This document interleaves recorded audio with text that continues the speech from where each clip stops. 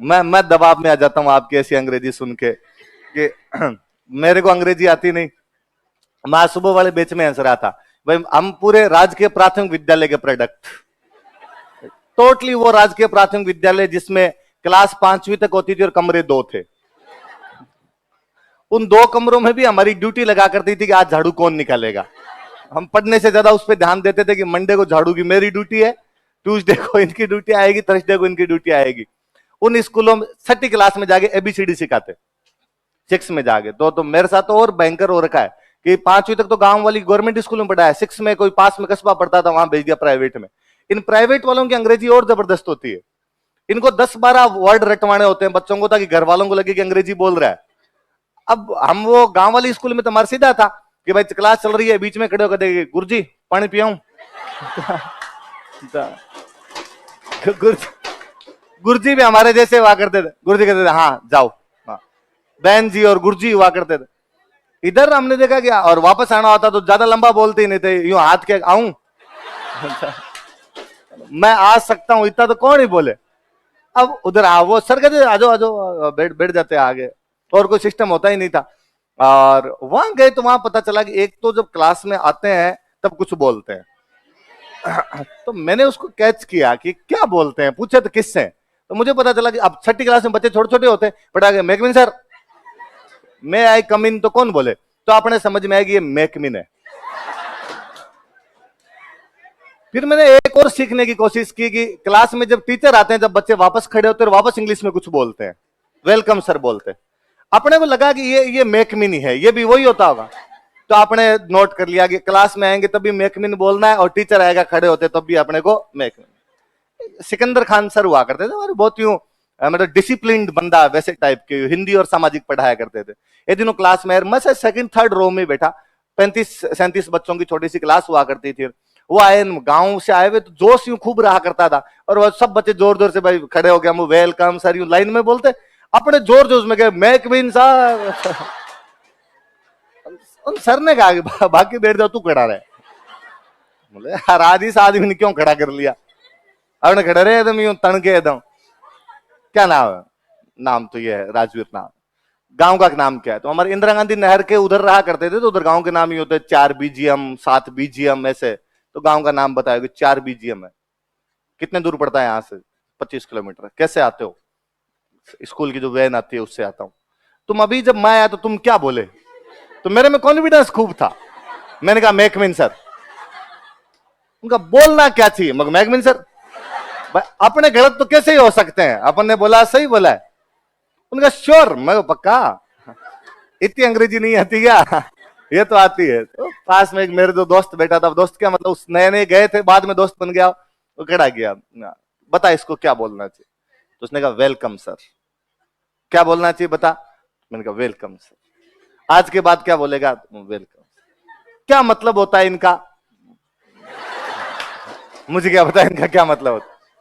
और वो जो तू बोलता है ना वो मैकमिन नहीं है, वो मे आई कम इन है। अच्छा, उसका क्या मतलब होता है, उसका मतलब होता है क्या मैं कक्षा में आ सकता हूं। ये जो अभी बोला था इसका क्या होता है, कौन सा, ये जो इसने बताया अभी वापस एक बार वापस बता के वेलकम सर, इसका क्या होता है, इसका मतलब है कि सर आपका स्वागत है।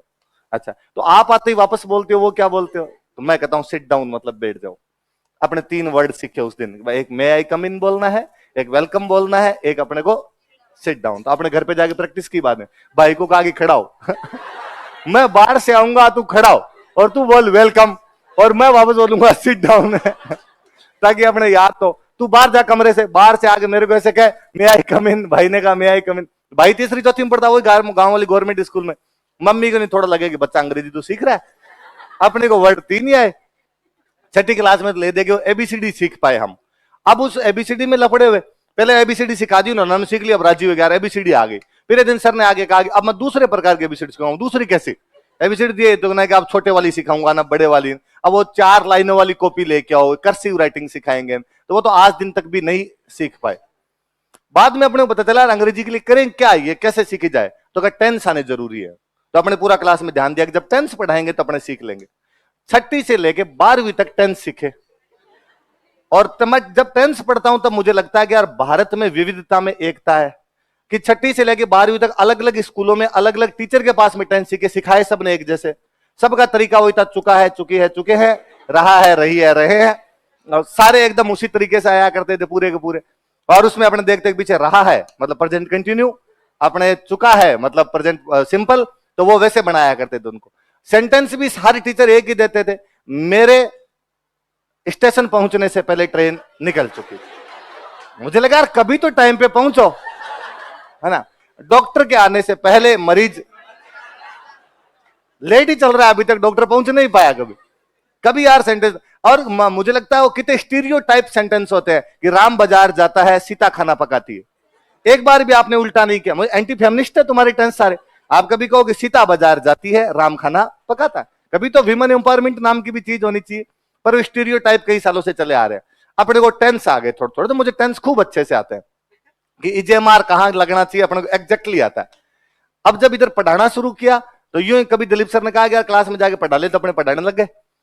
अब तो इंग्लिश का पहले लफड़ा ही नहीं हुआ करता था। क्लास में 100 बच्चे होते, 100 में से 10 अंग्रेजी वाले होते, 90 एकदम हमारे जैसे ही होते एकदम। हिंदी मीडियम भी हम कहते हैं तो शर्मिंदा होते हैं, हमें लगता है मारवाड़ी मीडियम है।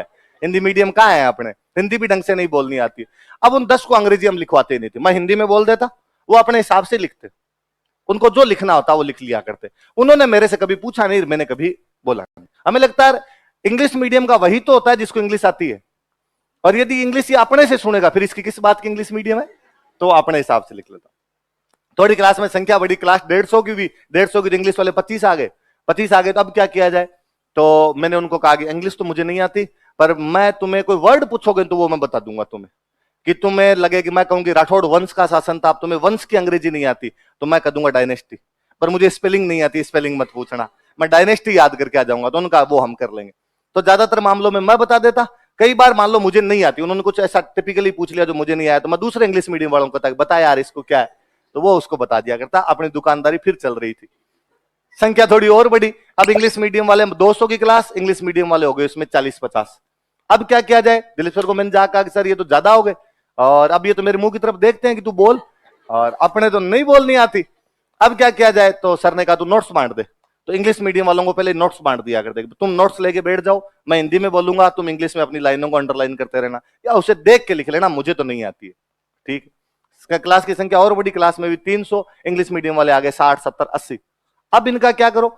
नोट्स लेके बच्चे बैठ जाते, अब पर आप छोटे छोटे टाबर आने शुरू हो गए, फर्स्ट ईयर सेकंड ईयर के, नोट्स से समझ में नहीं आए। अब मैं जब हिंदी वाली लाइन बोलूं तो मेरी तरफ देखे, और मुझे उनकी आंखों में बड़ी दया भावना नजर आती कि डाकी थोड़ा तो हमारी तरफ भी देख रहे, एक आधी लाइन ही बोल दे। मैं ये शर्मिंदा महसूस करता है, मुझे लगता है तेरे को क्लास में जाने के हक नहीं है।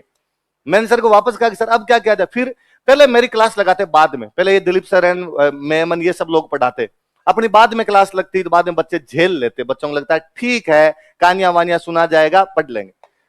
फिर कहा कि क्लास लगाओ शुरू में, क्योंकि पहले ज्यादातर लोग जो आते थे उनको राजस्थान जी के आती थी, कि पहले ज्यादातर थर्ड ग्रेड मास्टर टाइप के वो लोग आया करते, उनको राजस्थान जी के मेरे से भी ज्यादा आया करती थी। क्या तो पढ़ाते उनको राजस्थान जी के। जब नए नए टाबर आने शुरू हुए तो कहा इनको राजस्थान जी की आती नहीं, इनको पहले राजस्थान जी की पढ़ाई जाओ ताकि इनका सब्जेक्ट में मन तो लगे। शुरुआत में भारी भरकम इकोनॉमी जैसे सब्जेक्ट पढ़ाए तो ये पढ़ ही नहीं पाएंगे अपने आप में, थोड़ा रिदम में आएगा तो फिर इनको इकोनॉमी पढ़ाएंगे, अपने पॉलिटी पढ़ाएंगे। अब पहले दिन जाओ अंग्रेजी नहीं बोलो, आप कह भी नहीं सकते मुझे नहीं आती, बेइज्जती हो जाए, क्या किया जाए। तो मैंने बड़ा ही जोरदार तोड़ निकाला। और ये लक्षिता मैम ये प्योर इंग्लिश मीडियम मैम, एक वो आईआर वाले जो विजय सर है वो प्योर इंग्लिश मीडियम। मैंने इनको कहा कि आप मुझे मेवाड़ के नोट्स है ना इंग्लिश में ट्रांसलेशन कर दो। उनका इससे क्या होगा, मैं रट लूंगा। ये इतनी भयंकर पावर है अपने पास, मैं याद कर लूंगा पूरे पूरे। अपने मेवाड़ याद कर लिया, मेवाड़ याद करके अपने सुना देते। मेवाड़ 10 एक दिन चलता, 7-8 दिन, इतने बच्चों को पढ़ा देते, बाद में अपने कहते अब नहीं आती, अब तुम तुम्हारे हिसाब से कर लेना। बच्चे धीरे धीरे कर लेते। फिर मुझे लगा यार जब मेवाड़ अपने कर सकते हैं याद, तो मारवाड़ भी कर ले, अपने जयपुर भी कर ले, अपने चौहान भी कर ले, अपने कल्चर भी कर ले, मॉडर्न भी कर ले। ये मैंने सारा 2018 के बाद किया। 2018 से पहले मेरे याद नहीं आता कभी मैंने किसी बैच में इतनी अंग्रेजी बोली होगी। क्या कोई 5 टप्पे कभी बोल गया लाइन के, मेरे मूड में आ गई, बच्चों को हंसाने के लिए बोल गया, याद करके गया तो भले ही बोल दिया, उससे ज्यादा नहीं किया था। याद किया हुआ है, इसके अलावा मुझे अंग्रेजी नहीं आती। मतलब इन सेंटेंस के अलावा मुझे कोई दूसरा सेंटेंस पूछ लिया जाए तो अपने पार नहीं पड़े। ये अपने फिक्स है कि ये बोलना है, या वुड लगाना है, या कुड लगाना है, सब अपने एकदम सेव है हार्ड डिस्क के अंदर, अपने इतना बोल देते हैं। मुझे सबसे अच्छा तब लगता है जब मैं इंग्लिश बोल रहा होता हूं और कोई इंग्लिश मीडियम वाला मुझे कह देता है कि सर रिपीट करो। मुझे लगता है देख राजवीर तेरे दिन आए हैं। ये तेरे से अंग्रेजी सुनना चाहता है। तो मुझे लगता है तू लिख। मैं लिखाऊंगा अंग्रेजी अब तेरे को। तेरे बुरे दिन है, तेरी किस्मत फूट गई जो तुम मेरे से रिपीट करवा कर इस लाइन को इंग्लिश के अंदर लिखेगा। कि अब दिक्कत क्या है, सबसे बड़ी दिक्कत यह है कि हमारे सबसे बड़ा तो वो है कि एक तो स्पेलिंग नहीं आती, तो स्पेलिंग वाला चलो बच्चों को कह देते इंग्लिश मीडियम वाला तुम खुद ही लिख लगा लो। फिर कई बार इस वर्ड को एग्जैक्टली इंग्लिश में क्या कहते हैं वो नहीं आता। सबसे बड़ी दिक्कत भयंकर वही होती है कि सड़क पर गोलियां चल रही थी, अब हमारे दिमाग में चल रही थी मतलब कंटिन्यू है ना, पास्ट कंटिन्यू है, चल रही है मतलब गोइंग है। तो bullets are walking on the road, bullets are going on the road. यार ये तो मामला गड़बड़ हो जाता है ना अपने आप, समस्या यहाँ आने लग जाती है। और ये हिंदी मीडियम वालों की हमारे सबके साथ ही प्रॉब्लम रहती होगी, मुझे नहीं लगता मेरे साथ है, बाकी भी मेरे साथ वाले थे तो उनकी इंग्लिश की ऐसी ही प्रॉब्लम थी। मैंने मेरा पहला जो प्री था बहुत जल्दी दे लिया था, मतलब अभी ये फाइनल में पढ़ता था, एज भी नहीं हुई थी, प्री की एक वैकेंसी आई हुई थी, यूं फॉर्म भरा दिलीप सर के पास, 2 महीने हिस्ट्री की कोचिंग की, मैं पास हो गया उसमें, तो मेंस लिख दिया। अब वो मेंस लिखने के लिए गए तो तब 2 सब्जेक्ट लेने पड़ते थे, एक सब्जेक्ट हिस्ट्री एक फिलोसॉफी, और उस साल किस्मत ऐसी खराब कि 2010 का वो जो मेंस था तो प्री और मेंस के बीच 45 दिन का टाइम, आरपीएससी ने हार्ड रूल फॉलो किए थे उस साल, और का 45 दिन में हम तो मेंस लेंगे। 14 नवंबर को प्री का रिजल्ट निकाला, 29 दिसंबर को उनका मेंस है, तो पढ़ाई वढ़ाई भी हुई नहीं। दिलीप सर से पूछा क्या पढ़े, उनका सब्जेक्ट पढ़ दो और तो क्या पढ़ोगे। तब हमारे 8 पेपर हुआ करते थे, 4 सब्जेक्ट के होते, 2 जीके के होते, एक हिंदी का होता, एक इंग्लिश का हुआ करता था। पहले दिन एक जीके फर्स्ट जीके सेकंड। मुझे पता नहीं क्यों इस राजस्थान जीके में शुरू से कॉन्फिडेंस रहता था कि मुझे आती है, आती तो नहीं थी, आती तो अब भी नहीं है ना, आपको बता दूं और किसी को मत बताना आगे जाके, आती अब भी नहीं। मेरे आज दिन तक राजस्थान जीके की कोई किताब नहीं पढ़ी हुई, मेरे दिलीप सर के नोट्स पढ़े हुए, कहानियां सुनी हुई है, बचपन में घरों में ये सुनाया करते थे, मेरे याद है। तब मुझे कई बार तो बड़ा अजीब लगता है कि बच्चों को आती क्यों नहीं है कहानियां, ये सब घरों की कहानियां है, ये इनको क्यों नहीं याद है, केवल मुझे याद कैसी रही। तो हो सकता है आपने इंटरेस्ट नहीं लगाया, आपने इंग्लिश सीखी हो, आपने कहानियां सीखी हो, वो रहा हो अपने आप। तो पहला पेपर देने, तो पहला पेपर जीके फर्स्ट में आती ज्योग्राफी पॉलिटिक्स, ये तो हम पढ़ते ही नहीं थे, मतलब ज्योग्राफी इनका तो पता ही नहीं था कि ये भी पढ़नी होती है।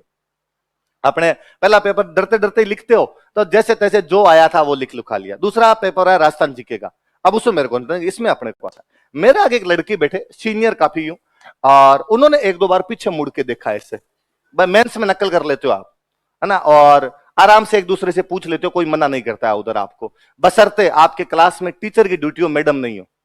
देखो मैडम तो होती है खोड़ली, है ना, आप जब कभी एग्जाम देने जाओ तो हाथ जोड़ के जाना है, क्लास में टीचर आए मैडम नहीं आए, वो जबरदस्ती आगे खड़ी हो जाएगी, मैं नकल, मैडम क्या लेता है तुम्हारा, तुम साइड में जाके खड़ी हो जाओ, नहीं तुम नकल कैसे कर, अरे क्या फर्क पड़ जाएगा, मैं और ये आपस में मामला है हमारा, ये 2 क्वेश्चन।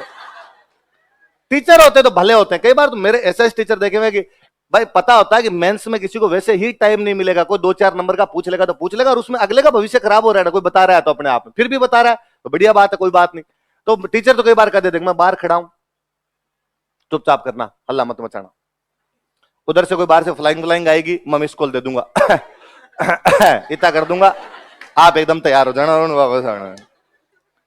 टीचर ही आए हुए थे, उन्होंने जो सीनियर लड़की बैठे थे उन्होंने 2-3 बार यूं देखे, तो मैंने वो राजस्थान जी के वाले तो कॉपी उनके सामने कर दी, मैं देखो देखे आराम से।